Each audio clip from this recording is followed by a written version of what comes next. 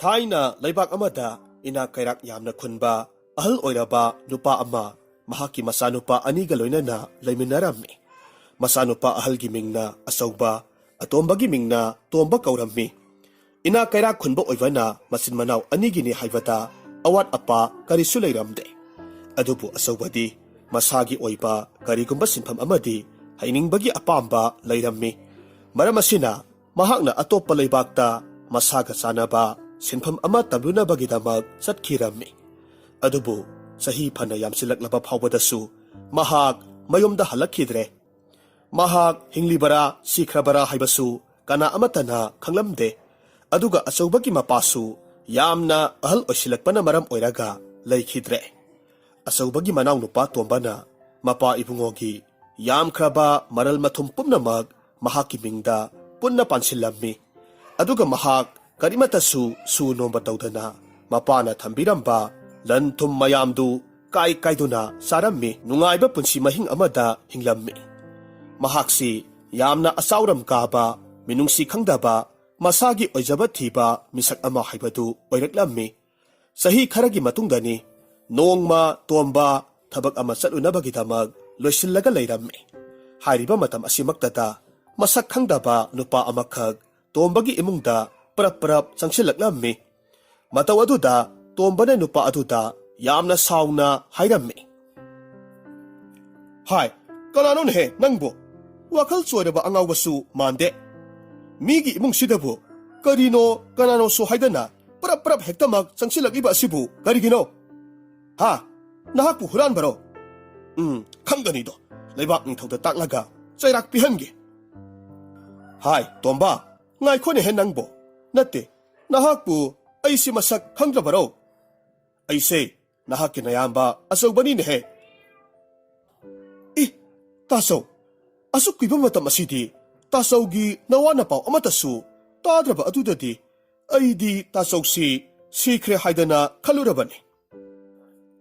"ꯅꯌꯥꯝꯕ ꯀꯔꯤꯁꯨ ꯇꯧꯗꯦꯗ꯫ ꯏꯄꯥ ꯏꯕꯨꯡꯉꯣ ꯂꯩꯈꯤꯗ꯭ꯔꯦ ꯍꯥꯏꯕꯒꯤ ꯄꯥꯎꯁꯨ ꯂꯝꯕꯤꯗ ꯊꯦꯡꯅꯔꯛꯄ ꯂꯩꯀꯥꯏꯒꯤ ꯑꯍꯜ ꯑꯃꯅ ꯍꯥꯏꯔꯛꯄꯗꯒꯤ ꯇꯥꯔꯦ꯫ ꯏꯄꯥ ꯏꯕꯨꯡꯉꯣꯒꯤ ꯑꯔꯣꯏꯕ ꯃꯊꯧ ꯃꯉꯝ ꯐꯥꯎꯕ ꯌꯥꯎꯕ ꯉꯝꯍꯧꯗ꯭ꯔꯦ꯫ ꯑꯣ, ꯑꯣꯟꯊꯣꯛꯅꯁꯨ ꯊꯋꯥꯏꯁꯦ ꯆꯥꯛꯈ꯭ꯔꯦꯗꯀꯣ." ꯇꯣꯝꯕꯗꯤ ꯃꯌꯥꯝꯕ ꯑꯗꯨꯅ ꯍꯜꯂꯛꯄ ꯑꯁꯤꯗ ꯅꯨꯡꯉꯥꯏꯕꯒꯤ ꯃꯍꯨꯠ ꯃꯄꯥ ꯏꯕꯨꯡꯉꯣꯅ ꯊꯝꯂꯝꯕ ꯂꯟ ꯊꯨꯝꯁꯤꯡꯗꯨ ꯃꯍꯥꯛꯀꯤꯁꯨ ꯁꯔꯨꯛ ꯄꯤꯔꯛꯎ ꯍꯥꯏꯔꯛꯀꯅꯤ ꯈꯟꯕꯗ ꯌꯥꯝꯅ ꯄꯥꯈꯠꯂꯝꯃꯤ꯫ ꯑꯗꯨꯅ ꯋꯥꯐꯝ ꯑꯁꯤꯕꯨ ꯃꯌꯥꯝꯕꯅ ꯍꯧꯗꯣꯔꯛꯇ꯭ꯔꯤꯉꯩ ꯃꯍꯥꯛꯅ ꯍꯥꯟꯅ ꯍꯥꯏꯔꯝꯃꯤ꯫ "ꯇꯥꯆꯧ, ꯌꯦꯡꯕꯤꯌꯨ, ꯏꯄꯥ ꯏꯕꯨꯡꯉꯣꯅꯗꯤ ꯃꯍꯥꯛꯅ ꯁꯤꯗ꯭ꯔꯤꯉꯩꯒꯤ ꯃꯤꯠꯀꯨꯞ ꯑꯗꯨꯗ ꯂꯩꯖꯔꯤꯕ ꯂꯟ ꯊꯨꯝ ꯄꯨꯝꯅꯃꯛꯁꯦ ꯃꯆꯥ ꯑꯇꯣꯝꯕ ꯑꯩꯉꯣꯟꯗ ꯑꯩꯒꯤ ꯃꯤꯡꯗ ꯂꯣꯏꯅꯃꯛ ꯑꯣꯟꯁꯤꯟꯕꯤꯔꯝꯂꯦ꯫ ꯑꯗꯨꯒ ꯀꯔꯤꯒꯨꯝꯕ ꯇꯥꯆꯧꯅ ꯑꯃꯨꯛ ꯍꯜꯂꯛꯄ ꯊꯣꯛꯂꯕꯗꯤ ꯏꯄꯥ ꯏꯕꯨꯡꯉꯣꯅ ꯁꯤꯖꯤꯟꯅꯔꯝꯕ ꯃꯜꯂꯕ ꯎꯄꯨ ꯑꯗꯨꯕꯨ ꯇꯥꯆꯧꯒꯤ ꯁꯔꯨꯛ ꯑꯣꯏꯅ ꯇꯝꯃꯨ ꯍꯥꯏꯗꯅ ꯇꯥꯛꯄꯤꯔꯝꯃꯤꯗꯣ꯫ ꯃꯁꯤꯒꯤ ꯋꯥ ꯑꯁꯤꯕꯨ ꯇꯥꯆꯧꯅ ꯀꯔꯤ ꯈꯟꯕꯤꯔꯤꯕꯒꯦ?" "ꯑꯣ, ꯐꯔꯦ ꯐꯔꯦ, ꯏꯄꯥ ꯏꯕꯨꯡꯉꯣꯅ ꯑꯗꯨꯝꯅ ꯍꯥꯏꯔꯝꯂꯕꯅꯤꯅ ꯅꯌꯥꯝꯕ ꯑꯩꯒꯤꯗꯤ ꯀꯔꯤꯁꯨ ꯍꯥꯏꯅꯤꯡꯉꯥꯏ ꯂꯩꯇꯦ꯫ ꯅꯍꯥꯛꯅ ꯅꯨꯡꯉꯥꯏ ꯌꯥꯏꯐꯅ ꯄꯥꯟꯈꯤꯕꯗꯨꯅꯤ ꯅꯌꯥꯝꯕ ꯑꯩꯍꯥꯛꯀꯤ ꯑꯄꯥꯝꯕꯁꯨ." ꯇꯁꯦꯡꯅꯃꯛꯀꯤꯁꯨ ꯑꯆꯧꯕꯁꯤ ꯃꯤꯒꯤ ꯑꯋꯥ ꯑꯅꯥꯗ ꯃꯇꯦꯡ ꯄꯥꯡꯕꯗ ꯆꯣꯛꯊꯕ ꯂꯩꯇꯕ ꯊꯧꯖꯥꯜ ꯌꯥꯝꯅ ꯍꯩꯕ ꯃꯤꯁꯛ ꯑꯃꯅꯤ꯫ ꯇꯣꯝꯕꯅ ꯑꯃꯨꯛ ꯈꯨꯝꯂꯛꯂꯝꯃꯤ꯫ "ꯐꯔꯦ, ꯑꯗꯨꯗꯤ ꯇꯥꯆꯧꯒꯤ ꯎꯄꯨ ꯑꯃꯟꯕꯗꯨ ꯑꯋꯥꯡ ꯊꯪꯕꯒꯤ ꯁꯪꯒꯣꯏ ꯑꯁꯤꯗ ꯂꯩꯔꯕꯅꯤ, ꯌꯦꯡꯕꯤꯔꯨꯔꯣ." "ꯅꯅꯥꯎ ꯑꯩꯍꯥꯛꯇꯤ ꯆꯠꯇꯕ ꯌꯥꯗꯕ ꯊꯕꯛ ꯑꯃ ꯂꯩꯔꯦ, ꯑꯗꯨꯅ ꯑꯃꯨꯛꯇ ꯆꯠꯆꯔꯨꯈꯤꯒꯦ." "ꯐꯔꯦ ꯐꯔꯦ, ꯆꯠꯂꯨꯔꯣ ꯆꯠꯂꯨꯔꯣ." ꯃꯁꯤꯗꯒꯤ ꯇꯣꯝꯕꯁꯨ ꯆꯠꯈꯤꯔꯝꯃꯤ꯫ ꯑꯗꯨꯒ ꯑꯆꯧꯕꯁꯨ ꯁꯪꯒꯣꯏꯗ ꯂꯩꯔꯤꯕ ꯑꯃꯟꯕ ꯎꯄꯨꯗꯨꯒꯤ ꯃꯅꯥꯛꯇ ꯆꯪꯁꯤꯜꯂꯛꯂꯝꯃꯤ꯫ ꯎꯄꯨꯗꯨ ꯌꯥꯝꯅ ꯃꯜꯂꯝꯃꯤ꯫ ꯑꯗꯨꯒ ꯎꯄꯨꯗꯨꯒꯤ ꯃꯐꯝ ꯑꯌꯥꯝꯕꯗꯁꯨ ꯎꯆꯤꯅ ꯆꯤꯛꯈꯥꯏꯕꯒꯤ ꯑꯍꯣꯕ ꯀꯌꯥꯃꯔꯨꯝꯁꯨ ꯂꯩꯔꯝꯃꯤ꯫ ꯃꯗꯨ ꯎꯔꯒ ꯑꯆꯧꯕꯅ ꯃꯇꯣꯝꯇ ꯈꯟꯖꯩ, "ꯏꯁ, ꯑꯁꯨꯛ ꯌꯥꯝꯅ ꯃꯜꯂꯕ ꯎꯄꯨ ꯑꯁꯤꯗꯤ ꯑꯩꯉꯣꯟꯗ ꯀꯔꯤ ꯇꯧꯔꯨꯅꯤ? ꯐꯔꯦ, ꯎꯄꯨꯁꯦ ꯁꯤꯡꯖꯪꯅ ꯌꯥꯜꯂꯒ ꯊꯨꯗꯦꯛꯂꯒꯦ꯫ ꯑꯗꯨꯒ ꯑꯩ ꯁꯤꯡꯕꯨꯟ ꯑꯃ ꯑꯅꯤꯗꯤ ꯁꯦꯝꯂꯒ ꯀꯩꯊꯦꯜꯗ ꯌꯣꯜꯂꯒ ꯅꯣꯡꯃ ꯅꯤꯅꯤꯒꯤ ꯆꯔꯥ ꯐꯥꯎꯕꯗꯤ ꯀꯣꯟꯅꯕꯁꯨ ꯌꯥꯏ." ꯑꯁꯨꯝꯅ ꯈꯟꯗꯨꯅ ꯎꯄꯨꯗꯨ ꯊꯨꯗꯦꯛꯄ ꯍꯧꯔꯛꯂꯝꯃꯤ꯫ ꯃꯍꯥꯛꯅ ꯑꯁꯨꯝꯅ ꯊꯨꯗꯦꯛꯂꯛꯄ ꯑꯗꯨꯗ ꯎꯄꯨꯗꯨꯒꯤ ꯑꯔꯣꯟꯕ ꯀꯥꯈꯜ ꯃꯆꯥ ꯑꯃꯗ ꯆꯦ ꯃꯆꯦꯠ ꯑꯃ ꯌꯥꯎꯔꯒ ꯂꯩꯔꯝꯃꯤ꯫ ꯃꯁꯤꯗꯒꯤ ꯃꯍꯥꯛꯅ ꯉꯛꯅ ꯍꯥꯏꯔꯝꯃꯤ, "ꯏ, ꯃꯁꯤꯒꯤ ꯑꯔꯣꯟꯕ ꯀꯥꯈꯜ ꯑꯁꯤꯗ ꯌꯥꯎꯔꯝꯂꯤꯕꯁꯤ ꯑꯁꯤꯕꯨ ꯀꯔꯤ ꯑꯣꯏꯔꯕ ꯖꯥꯠꯅꯣꯅꯦ? ꯑꯁꯨꯝꯅ ꯍꯥꯏꯔꯒ ꯆꯦ ꯃꯆꯦꯠ ꯑꯗꯨꯕꯨ ꯍꯥꯡꯗꯣꯛꯇꯨꯅ ꯌꯦꯡꯂꯨꯕ ꯃꯇꯝꯗꯗꯤ ꯃꯄꯥ ꯏꯕꯨꯡꯉꯣꯒ ꯂꯨꯅ ꯇꯤꯟꯅꯔꯝꯕ ꯃꯔꯨꯞ ꯑꯃꯅ ꯁꯅꯥꯒꯤ ꯁꯦꯜꯌꯦꯛ ꯈꯥꯎ ꯃꯆꯥ ꯑꯃ ꯃꯄꯥ ꯏꯕꯨꯡꯉꯣꯗꯒꯤ ꯄꯨꯈꯤꯕꯒꯤ ꯏꯅꯈꯤꯕꯁꯦ ꯑꯣꯏꯔꯒ ꯂꯩꯔꯝꯃꯤ꯫ ꯃꯗꯨ ꯎꯕ ꯃꯇꯝꯗ ꯑꯆꯧꯕꯗꯨ ꯋꯥꯈꯜ ꯈꯔ ꯅꯨꯡꯉꯥꯏꯔꯝꯃꯤ꯫ ꯑꯍꯜꯗꯨꯒꯤ ꯃꯅꯥꯛꯇ ꯆꯠꯂꯒ ꯃꯄꯥꯒꯤ ꯇꯣꯜꯂꯤꯕ ꯁꯦꯜꯗꯨ ꯊꯧꯗꯣꯛꯂꯒ ꯃꯍꯥꯛꯀꯤ ꯎꯄꯥꯏ ꯑꯃ ꯌꯦꯡꯂꯒꯦ ꯈꯜꯂꯝꯃꯤ꯫ ꯊꯨꯅꯃꯛ ꯑꯏꯕ ꯆꯦꯗꯨꯕꯨ ꯄꯨꯔꯒ ꯃꯍꯥꯛ ꯁꯦꯜ ꯇꯣꯜꯂꯤꯕ ꯑꯍꯜꯗꯨꯒꯤ ꯃꯌꯨꯝꯗ ꯂꯥꯛꯂꯝꯃꯤ꯫ ꯑꯍꯜ ꯑꯗꯨꯅꯁꯨ ꯍꯔꯥꯎꯅ ꯃꯍꯥꯛꯀꯤ ꯇꯣꯜꯂꯤꯕ ꯁꯦꯜꯗꯨ ꯑꯆꯧꯕꯗ ꯄꯤꯔꯛꯂꯝꯃꯤ꯫ ꯃꯁꯤꯗꯒꯤ ꯑꯆꯧꯕ ꯍꯔꯥꯎꯅ ꯁꯦꯜ ꯈꯔꯗꯨ ꯄꯨꯔꯒ ꯂꯥꯛꯂꯝꯃꯤ꯫ ꯃꯍꯥꯛꯅ ꯑꯁꯨꯝ ꯂꯥꯛꯄ ꯃꯇꯝꯗ ꯅꯨꯄꯤ ꯑꯃꯈꯛ ꯎꯖꯥꯎ ꯑꯃꯒꯤ ꯃꯈꯣꯡꯗ ꯐꯝꯂꯒ ꯌꯥꯝꯅ ꯋꯥꯈꯜ ꯋꯥꯅ ꯀꯞꯂꯒ ꯂꯩꯔꯝꯃꯤ꯫ ꯅꯨꯄꯤꯗꯨꯒꯤ ꯃꯇꯧꯗꯨ ꯌꯦꯡꯕ ꯉꯝꯗꯕꯗꯒꯤ ꯃꯍꯥꯛꯅ ꯅꯨꯄꯤꯗꯨꯒꯤ ꯃꯅꯥꯛꯇ ꯆꯪꯁꯤꯜꯂꯛꯂꯝꯃꯤ ꯑꯗꯨꯒ ꯍꯪꯂꯝꯃꯤ, "ꯏꯕꯦꯝꯃ, ꯅꯍꯥꯛꯅ ꯑꯗꯨꯛ ꯊꯋꯥꯏ ꯅꯨꯡꯉꯥꯏꯇꯅ ꯀꯞꯂꯤꯕ ꯑꯗꯨꯕꯨ ꯀꯔꯤꯒꯤꯅꯣ? ꯅꯍꯥꯛꯀꯤ ꯑꯋꯥꯕꯗꯣ ꯅꯕꯨꯡ ꯑꯩꯉꯣꯟꯗꯁꯨ ꯆꯤꯡꯅꯕ ꯂꯩꯇꯅ ꯍꯥꯏꯌꯨ꯫ ꯀꯔꯤꯒꯨꯝꯕ ꯑꯩꯅ ꯅꯪꯒꯤ ꯃꯇꯦꯡ ꯄꯥꯡꯕ ꯉꯝꯕ ꯑꯣꯏꯔꯕꯗꯤ ꯁꯣꯏꯗꯅꯃꯛ ꯄꯥꯡꯒꯦ꯫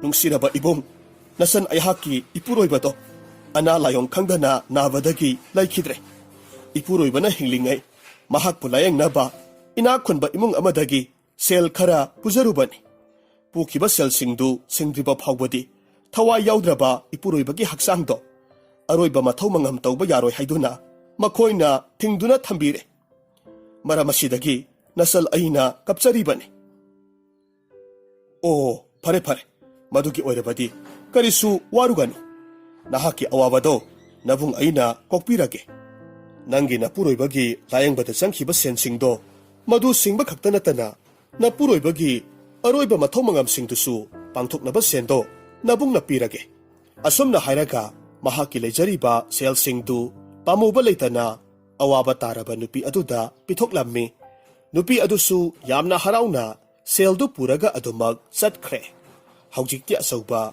ꯃꯈꯨꯠꯇ ꯁꯦꯜ ꯑꯃꯠꯇ ꯂꯩꯇꯕꯅ ꯍꯤꯡꯅꯕꯒꯤꯗꯃꯛ ꯂꯩꯕꯥꯛ ꯑꯗꯨꯒꯤ ꯅꯤꯡꯊꯧꯒꯤ ꯃꯅꯥꯛꯇ ꯆꯠꯂꯒ ꯁꯤꯟꯊꯥ ꯑꯃꯠꯇ ꯄꯤꯅꯕꯤꯌꯨ ꯍꯥꯏꯖꯔꯒꯦ ꯈꯜꯂꯝꯃꯤ꯫ ꯃꯁꯤꯗꯒꯤ ꯃꯍꯥꯛ ꯃꯈꯣꯏꯒꯤ ꯂꯩꯕꯥꯛ ꯑꯗꯨꯒꯤ ꯅꯤꯡꯊꯧ ꯄꯨꯔꯦꯟꯕꯒꯤ ꯀꯣꯅꯨꯡꯗ ꯂꯥꯛꯂꯝꯃꯤ꯫ ꯅꯤꯡꯊꯧ ꯄꯨꯔꯦꯟꯕ ꯆꯍꯤ ꯃꯤꯌꯥꯏ ꯍꯦꯜꯂꯕ ꯅꯤꯡꯊꯧ ꯑꯃꯅꯤ꯫ ꯍꯥꯏꯔꯤꯕ ꯅꯤꯡꯊꯧ ꯑꯁꯤꯒꯤ ꯃꯔꯝꯆꯠ ꯐꯖꯗꯕ ꯑꯃꯅ ꯃꯍꯥꯛꯅ ꯉꯝꯃꯤ ꯍꯥꯏꯗꯨꯅ ꯂꯩꯕꯥꯛ ꯑꯗꯨꯒꯤ ꯈ꯭ꯋꯥꯏꯗꯒꯤ ꯃꯁꯛ ꯃꯇꯧ ꯅꯤꯡꯊꯤꯖꯕꯤ ꯂꯩꯁꯅꯥꯕꯨ ꯃꯍꯥꯛꯀꯤ ꯇꯥꯂꯣꯏꯁꯤꯡꯗ ꯆꯜꯍꯟꯅꯤꯡꯂꯝꯃꯤ꯫ ꯑꯗꯨꯕꯨ ꯂꯩꯁꯅꯥꯅꯗꯤ ꯄꯨꯔꯦꯟꯕꯁꯤ ꯑꯍꯜ ꯑꯣꯏꯔꯦ, ꯃꯍꯥꯛꯀꯤ ꯃꯄꯥꯕꯨꯡꯒ ꯆꯍꯤ ꯂꯣꯡꯒꯥ ꯑꯣꯏ ꯈꯟꯗꯨꯅ ꯌꯥꯅꯤꯡꯂꯝꯗꯦ꯫ ꯃꯔꯝ ꯑꯁꯤꯗꯒꯤ ꯂꯩꯁꯅꯥ ꯄꯨꯔꯦꯟꯕꯅ ꯊꯤꯕ ꯐꯪꯗꯅꯕꯅꯤ ꯍꯥꯏꯗꯨꯅ ꯑꯁꯣꯡꯕ ꯎꯃꯪ ꯑꯃꯗ ꯂꯣꯠꯇꯨꯅ ꯂꯩꯈ꯭ꯔꯦ꯫ ꯍꯥꯏꯔꯤꯕ ꯋꯥꯐꯝ ꯑꯁꯤꯗꯤ ꯑꯆꯧꯕꯗꯤ ꯆꯍꯤ ꯀꯨꯏꯅ ꯃꯤꯔꯩꯕꯥꯛꯇ ꯂꯩꯕ ꯑꯣꯏꯕꯅ ꯀꯔꯤꯁꯨ ꯈꯪꯂꯝꯗꯦ꯫ ꯄꯨꯔꯦꯟꯕꯒꯤ ꯀꯣꯅꯨꯡ ꯌꯧꯔꯕꯗ ꯑꯆꯧꯕꯅ ꯈꯨꯔꯨꯝꯂꯒ ꯍꯥꯏꯔꯝꯃꯤ,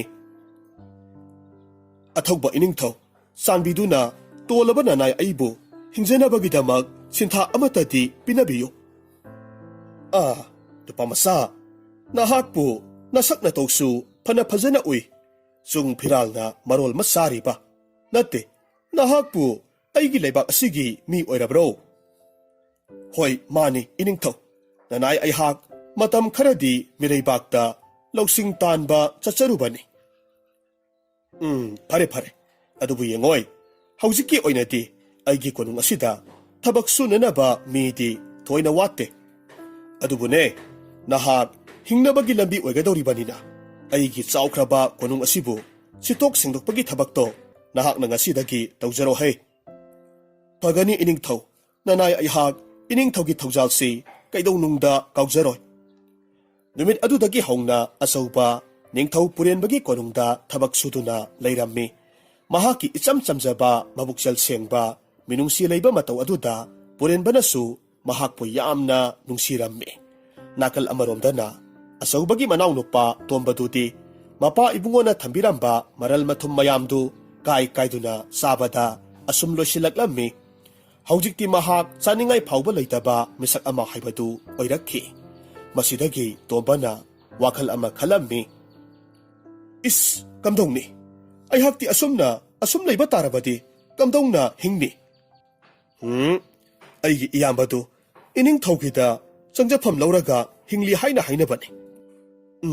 Adudi, aisu mafam aduda chatlaga, ining thauda changjafam laurubana hena pharani.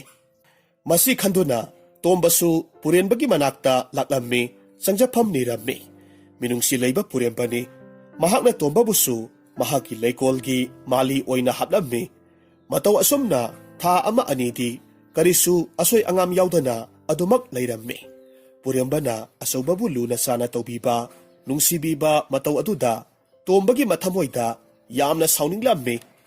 Mayambabu mataw karamna hatkadake, haibagi wakhal asida, khanduna leikhre. Nongmagi numitta, tombana matang sare khanduna, purenbagi manakta sangsilaklaga, hairammi. Ining thaw, nanay ayhakna, ining thaw na pamjaragadaba, aron ba paw amakag, puraga laksariye. Ha, kari karamba paw no ne? Ibo, hayo ne, tasidana.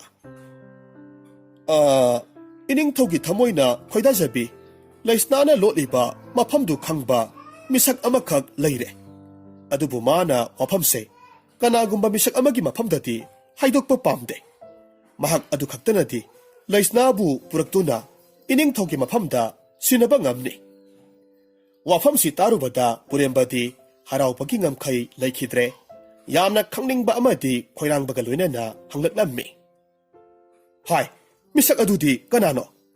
Hai tomba, aigi ipamda misakto, kanano haiba taune he? Madugi mana oina, aina nangbu, sana khaw masa ama pigi hai. Ining thaw, misak adudi atay kana nateto, aigi iyamba asogbani. Oh, pare pare, adudi mahakpu mafam asida, ayhakna kahori haiduna, amukta tamluso. Tombasu hoy haiduna, asawbabu kauduna, purenbagi manakta puraklammi, purenbana asawbada hairammi.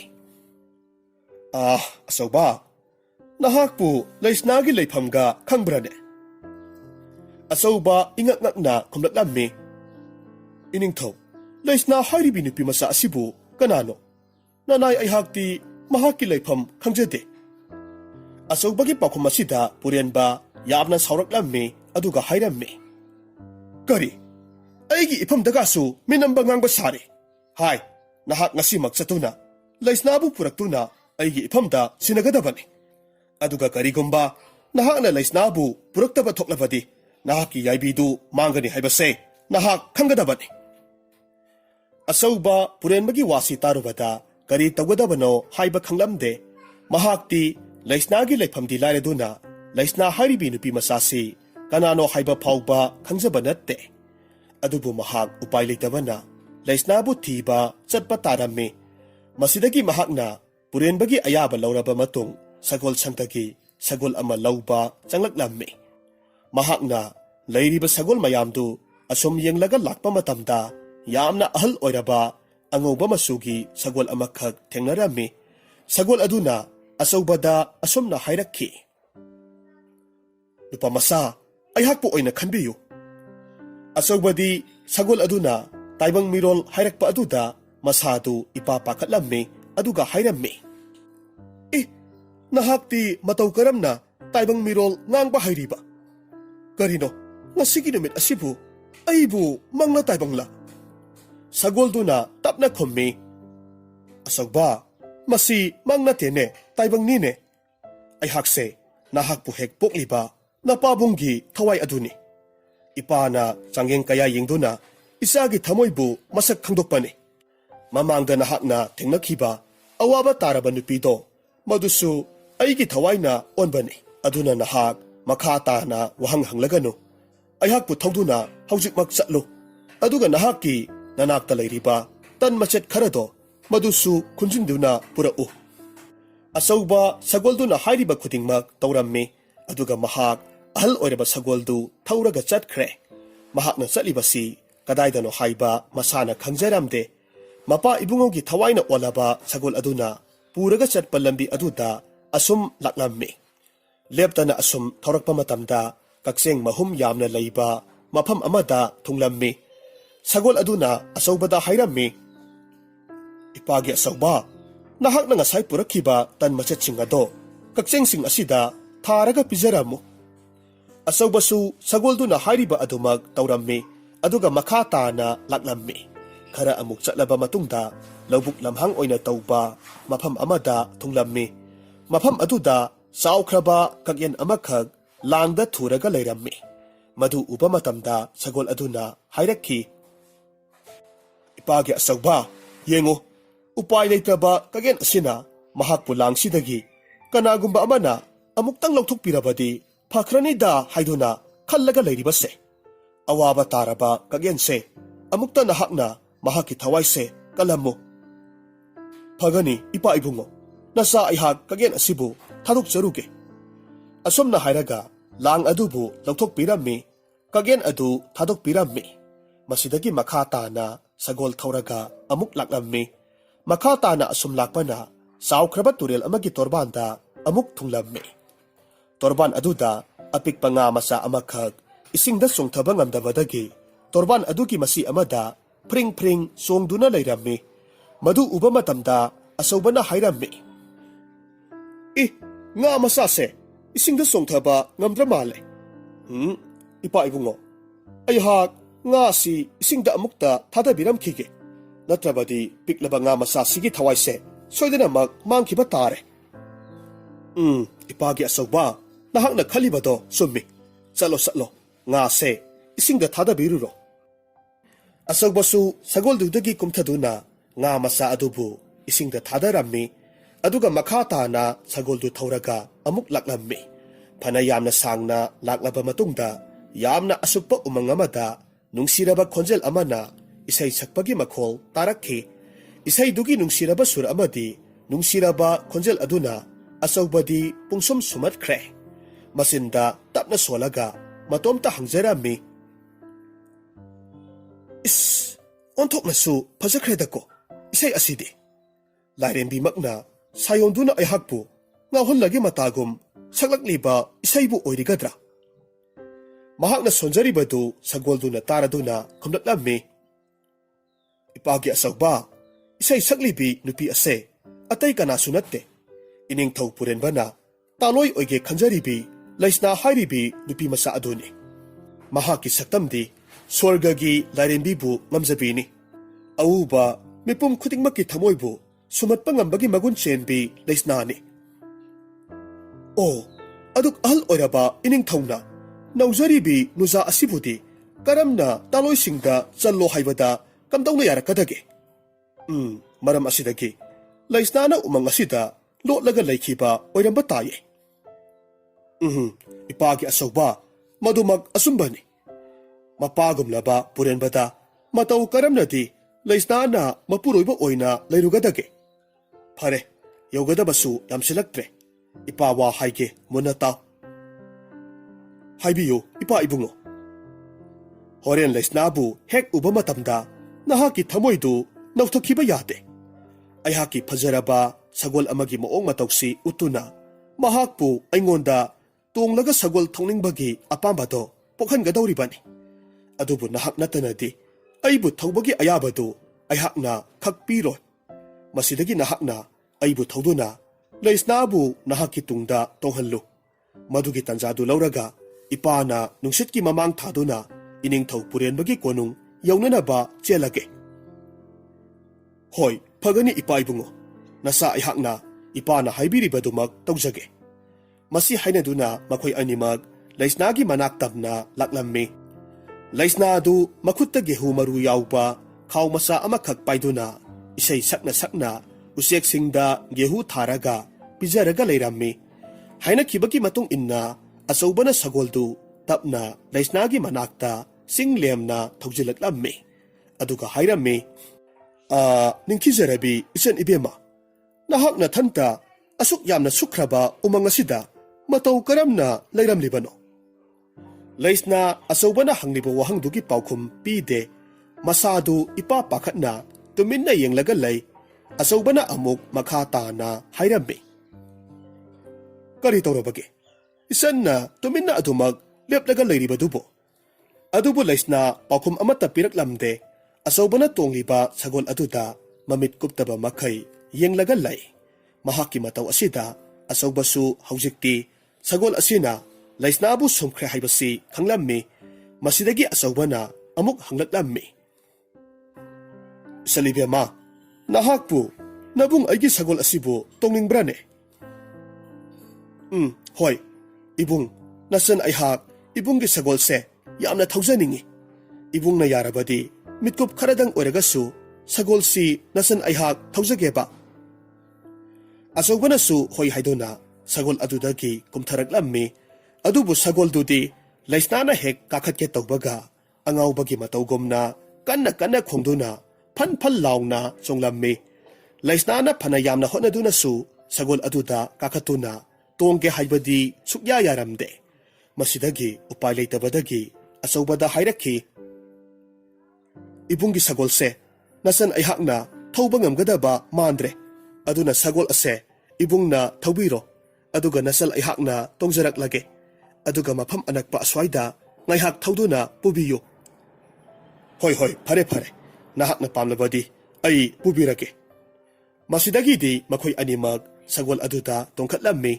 Mata masida, ngasaydagi masigi tanjasi, ngairiba sagol aduna, yamna yangna chen bahawraklammi. Laisnadi matawduda yamna pakatlammi. Aduga asawbada sagol dubu khambiro, mahak laijahurage hairammi. Adubu asawbanadi, mahaki wadu thoina taramde. Masidagi laisnana makutta pairiba gihu yawba khaw masadu, laimaida thadarammi. Aduga hairakki. Ibung, nasal aihaki gihu maru singse, laimaida tahore. Aduna ibungna sagol se, amukta khambiko. Nasan aihak gihu maru singsi amukta khunjarakige. San ibema. Aikoina satliba mafam asida, nahakna pamliba gihu marudu, wata padana lay. Aduna nahaki tahoriba gihu singdo, adumak tahorasanu. Masidagi laisnana munna wakal khanduna, mahaki pijidagi pi maset ama setlammi, aduga uzaw amagi masata, kanna langkatlaga palhalammi. Aduga hairakki. Ho ibung, nasangi pi maset ama, uzaw sigi masada pallaga lehore.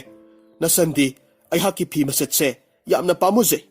Aduna ibungna sagol si, amukta khambiduna, aigi pi maset si, amukta lauthabiyo. Isalibema, nabungbu warugano, nahaki pi maset tu mangjakrasano. Madudagi henna pajaba, atangba pi mayam ama, aikoina saliba mafam asida, nahakidamaktani haiduna thamlibani. Masidagi laisnadu, asawbana sagol khamo haiba yadraba aduda, upay amata laitre. Mathamoida asawbasi, ningthaw purenbana tharakpa misakni haibasi, khanglammi. Kari tawsigi haina asum khalakpa matamda, makoina turel amagi torban yoksilakpa matamda, mahaki makutta siriba khudop amabu, lauthoklammi. Aduga turel dugi irol nungda thadarammi. Aduga hairakki. Mangle, ibung. Nasan aigi tangkraba khudop ama, turel asida tasinkre. Sagol se amukta khambiduna, nasan gi khudop to, amukta khunbiyo.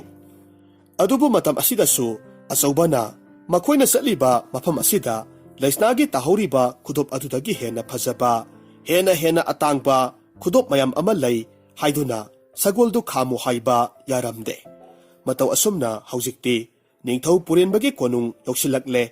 Ningthaw purenba adu, laisnabu uzabaduda, harawbagi pankhay laikhidre. Adubu laisnana yamna haina singna, konungdugi ka amada chensinkre, aduga thong lonsillaga laikre. Aduga lonsilliba thongdubu, hangdu o haiba sukya yakhidre.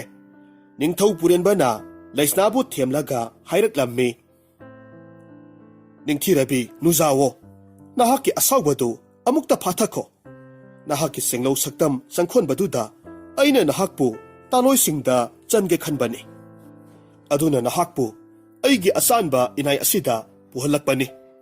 Nahakpu, karisu awat pa lehendana, naning tong na palhange. Thongse, amukta hangduo.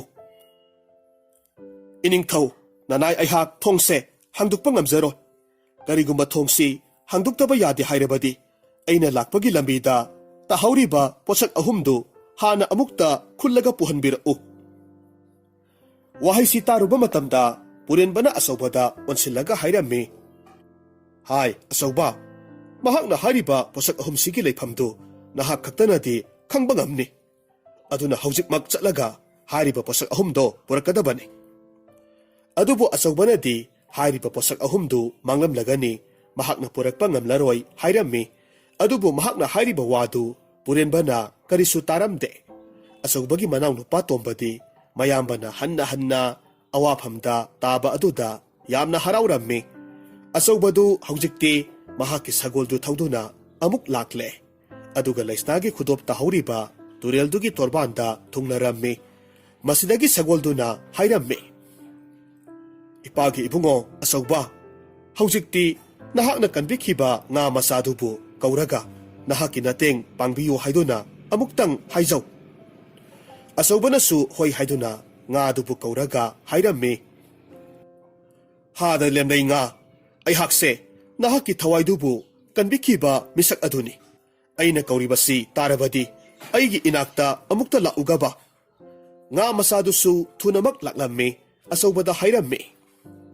he thawjal hairaba kari awaba tarabage singnaba leitana aihaki ifamda haibiyu matamaduda asawbana laisnagi tahoriba khudop adugi maramda hairammi masidagi nga masa aduna ngaihaktang ngaibiramu hairaga irolnung aduda lupthakre mitkup kharagi matungda nga masadu laisnagi khudoptu puraga laklammi aduga asawbada sinarammi asawbanasu nga masa adubu thagatlamlaba matung sagol thauraga amuk laklammi asum lakpana laisnana phi maset langkhatuna usada palhalamba uzawdugi manakta thunglammi laisnagi phi maset adudi mahakna yamna kanna langkhatkiba oibana uzawdugi awangba masa amada pallaga leirammi madu uba matamda asawbana hairammi is phi asidi onthokna wangnasu pallaga leikhratana is masidi mataw karamna lauthagadoriba sagolduna khumlaklammi isasidi karisu warugano nahakna langda thurambadagi kanbikhiba kakyendubu kauraga nahakki nateng panghallu asawbana sagolna haibadumak tawrammi thinthaba tawthana kakyendu pairaklaga laisnagi phi masit adubu lautharaga asawbada pirammi masidagidi mahak laisnagi gehu maru haiduklamba mafam aduda amuk laklammi mafamdu yorabada asawbana tan maset khara pijaramba kaksing mayamdugi matengna laisnagi gehu maru singtu maru amatta chithaba tawdana khunjillaga puraklammi mataw asumna haujik asawba mai pakna posak ahumdubu puraga konungda halaklammi mahakna posak ahumdu purakle tabada laisnadi sawbagi ngamkhai laikhidre haujiksu mahakna lonsinduna leiriba thongdu hangdu uhaiba sukya yaramde laisnana yamna sawna hairakhi iningthau aroibo oina aihaki apamba thabak ama khaktangdi leiri masibu iningthongna pangthokpirabadi aihak thong asi soidanamak hangduktuna thorakke asumna hairammi ningthongna khumlammi nahakna apamba adumak aina tawgani aina wasaktuna hairiba asini purembana wasaklaba aduda haujikti laisnadu thong hangduktuna mapanda thoraklammi aduga asawbada mamit anidu yamna khana yenglaga hairammi aihakpu launam tawduna mafam asida phaduna purakhiba nupa asibu thaw asabada ngauraga hatriba phawbadi aihak iningthaugi taloi oiba ngamjaroi mahakpu hatlaba matam adu khaktada aihak harauna iningthaugi taloi singda chanba haibadu yajarage hairammi ningthau purenba laisnagi wadu tarubada asawbagi damak yamna nungairamde adubu kamdawni mahakna laisnabudi yamna nungsirammi aduga mahakna laisnagi apambadu pangthokani hainasu wasakhrabani upai leitaduna purenbadu mathwai inung nungaitana asawbada hairammi asawba nahak aibu warawganu haujikti aihakna nangbu kanbiba ngamlaro asomna hairaga mamai nothaduna tuminna laiki ngaihakki matungda purenbagi manai kharana maijaw hauduna asawba safu amada thaw kayamarum haijinduna sahanba haukhre asawbadi mathwai mangba taragadra khanbada yamna pakhatlammi mahakna asumna thawai wabadu uba matamda mapabungki thawaina olaba sagol aduna asawbagi manakta tapna changsilaklammi aduga hairammi hai karigi wakhal waribano ipa lairibasidi ꯁꯦ ꯌꯦꯡꯉꯨ, ꯏꯄꯥꯒꯤ ꯁꯥꯃꯨ ꯍꯛꯆꯥꯡꯗ ꯇꯩꯔꯤꯕ ꯊꯣꯔꯛꯂꯤꯕ ꯍꯨꯃꯥꯡ ꯏꯔꯤꯛꯁꯤꯡꯁꯦ ꯅꯍꯥꯛꯀꯤ ꯅꯁꯥ ꯁꯤꯟꯕ ꯊꯨꯡꯅ ꯇꯩꯁꯤꯜꯂꯨ, ꯑꯗꯨꯒ ꯍꯣꯔꯦꯟ ꯊꯥꯎ ꯑꯁꯥꯕ ꯌꯥꯎꯕ ꯆꯐꯨ ꯑꯁꯤꯗ ꯂꯨꯞꯄꯨ꯫ ꯏꯄꯥꯒꯤ ꯍꯨꯃꯥꯡꯁꯤꯡ ꯑꯁꯦ ꯇꯩꯔꯕꯅꯤꯅ ꯊꯥꯎ ꯃꯌꯥꯝ ꯑꯁꯤꯅ ꯐꯅ ꯌꯥꯝꯅ ꯁꯥꯗꯨꯅꯁꯨ ꯏꯆꯥꯒꯤ ꯍꯛꯆꯥꯡꯗ ꯀꯔꯤꯁꯨ ꯇꯧꯍꯟꯕ ꯉꯝꯂꯣꯏ꯫ ꯑꯆꯧꯕꯁꯨ ꯁꯒꯣꯜꯗꯨꯅ ꯍꯥꯏꯔꯤꯕ ꯑꯗꯨꯃꯛ ꯇꯧꯔꯝꯃꯤ꯫ ꯃꯁꯤꯗꯒꯤ ꯆꯐꯨꯗ ꯌꯥꯎꯔꯤꯕ ꯊꯥꯎ ꯑꯗꯨꯁꯨ ꯁꯥꯔꯛꯄꯗꯒꯤ ꯑꯆꯧꯕꯕꯨ ꯆꯐꯨ ꯑꯗꯨꯗ ꯂꯨꯞꯅꯅꯕ ꯌꯥꯊꯪ ꯇꯧꯔꯛꯂꯝꯃꯤ꯫ ꯑꯆꯧꯕꯁꯨ ꯊꯤꯟꯊꯕ ꯇꯧꯗꯅ ꯆꯐꯨꯗꯨꯒꯤ ꯃꯅꯨꯡꯗ ꯆꯪꯁꯤꯟꯈ꯭ꯔꯦ꯫ ꯑꯗꯨꯕꯨ ꯑꯉꯛꯄꯅꯤ, ꯐꯅ ꯀꯨꯏꯅ ꯊꯥꯎ ꯃꯅꯨꯡ ꯑꯗꯨꯗ ꯂꯨꯞꯇꯨꯅ ꯂꯩꯔꯕꯁꯨ ꯑꯆꯧꯕꯗꯨ ꯑꯁꯥꯕ ꯊꯥꯎ ꯑꯗꯨꯅ ꯀꯔꯤꯁꯨ ꯇꯧꯕ ꯉꯝꯗ꯭ꯔꯦ꯫ ꯃꯇꯧ ꯑꯁꯤꯗ ꯂꯩꯔꯤꯕ ꯃꯌꯥꯝꯗꯨ ꯄꯨꯡꯉꯛ ꯍꯦꯛ ꯉꯛꯄ ꯍꯥꯏꯕꯗꯨ ꯑꯣꯏꯅꯔꯝꯃꯤ꯫ ꯍꯧꯖꯤꯛꯇꯤ ꯑꯆꯧꯕꯗꯨ ꯆꯐꯨꯗꯨꯗꯒꯤ ꯑꯃꯨꯛ ꯊꯣꯔꯛꯂꯝꯃꯤ꯫ ꯍꯟꯗꯛꯇꯤ ꯑꯆꯧꯕꯗꯨ ꯃꯁꯛ ꯃꯇꯧ ꯑꯁꯨꯛꯀꯤ ꯃꯇꯤꯛ ꯐꯖꯕ ꯅꯨꯄꯥ ꯑꯃ ꯑꯣꯏꯅ ꯑꯣꯟꯊꯣꯔꯛꯂꯝꯃꯤ꯫ ꯃꯍꯥꯛꯀꯤ ꯐꯖꯕ ꯁꯛꯇꯝꯗꯨꯗ ꯂꯩꯔꯝꯕ ꯃꯤꯑꯣꯏ ꯃꯈꯩ ꯑꯃꯗꯤ ꯂꯩꯁꯅꯥ ꯐꯥꯎꯕꯅꯁꯨ ꯉꯥꯎꯅꯈ꯭ꯔꯦ꯫ ꯃꯄꯨꯡ ꯑꯣꯏꯅ ꯂꯩꯁꯅꯥꯁꯨ ꯍꯧꯖꯤꯛꯇꯤ ꯑꯆꯧꯕꯒꯤ ꯁꯛꯇꯝꯗꯨꯗ ꯄꯨꯡꯉꯥꯎ ꯉꯥꯎꯈ꯭ꯔꯦ꯫ ꯃꯃꯤꯠ ꯀꯨꯞꯇꯕ ꯃꯈꯩ ꯆꯤꯟꯕꯥꯟꯗ ꯅꯣꯛꯐꯦꯠ ꯇꯧꯅ ꯌꯦꯡꯂꯒ ꯑꯗꯨꯃꯛ ꯂꯩꯈ꯭ꯔꯦ꯫ ꯄꯨꯔꯦꯟꯕꯁꯨ ꯂꯩꯁꯅꯥꯒꯤ ꯃꯇꯧ ꯑꯗꯨꯗ ꯃꯍꯥꯛꯅ ꯑꯆꯧꯕꯕꯨ ꯅꯨꯡꯁꯤꯔꯦ ꯍꯥꯏꯕꯁꯤ ꯈꯪꯂꯝꯃꯤ꯫ ꯃꯔꯝ ꯑꯗꯨꯅ ꯃꯍꯥꯛꯀꯤ ꯊꯃꯣꯏꯗꯨ ꯄꯨꯕ ꯊꯥꯡꯕ ꯉꯝꯗꯕ ꯍꯥꯏꯕꯗꯨ ꯑꯣꯏꯈ꯭ꯔꯦ꯫ ꯂꯩꯁꯅꯥꯒꯤ ꯑꯁꯤꯒꯨꯝꯕ ꯃꯇꯧꯁꯤ ꯎꯒꯗꯕꯒꯤ ꯁꯔꯨꯛ ꯃꯍꯥꯛꯇ ꯁꯤꯖꯈ꯭ꯔꯒꯦ ꯍꯥꯏꯗꯨꯅ ꯊꯥꯎ ꯑꯁꯥꯕꯗꯨꯗ ꯃꯇꯣꯝꯇ ꯆꯣꯡꯁꯤꯜꯂꯝꯃꯤ꯫ ꯃꯇꯧ ꯑꯁꯨꯝꯅ ꯄꯨꯔꯦꯟꯕꯗꯨ ꯃꯊ꯭ꯋꯥꯏ ꯊꯥꯈꯤ꯫ ꯃꯁꯤꯗꯒꯤ ꯍꯧꯖꯤꯛꯇꯤ ꯂꯩꯕꯥꯛ ꯄ꯭ꯔꯖꯥ ꯃꯤꯌꯥꯝꯅ ꯑꯆꯧꯕꯕꯨ ꯄꯨꯔꯦꯟꯕꯒꯤ ꯃꯍꯨꯠ ꯁꯤꯟꯗꯨꯅ ꯅꯤꯡꯊꯧ ꯑꯣꯏꯍꯜꯂꯝꯃꯤ꯫ ꯑꯗꯨꯒ ꯂꯩꯁꯅꯥꯕꯨꯅ ꯃꯍꯥꯛꯀꯤ ꯇꯥꯂꯣꯏ ꯑꯣꯏꯍꯟꯗꯨꯅ ꯃꯈꯣꯏ ꯑꯅꯤ ꯅꯨꯡꯉꯥꯏ ꯌꯥꯏꯐꯅ ꯄꯥꯟꯈꯤ꯫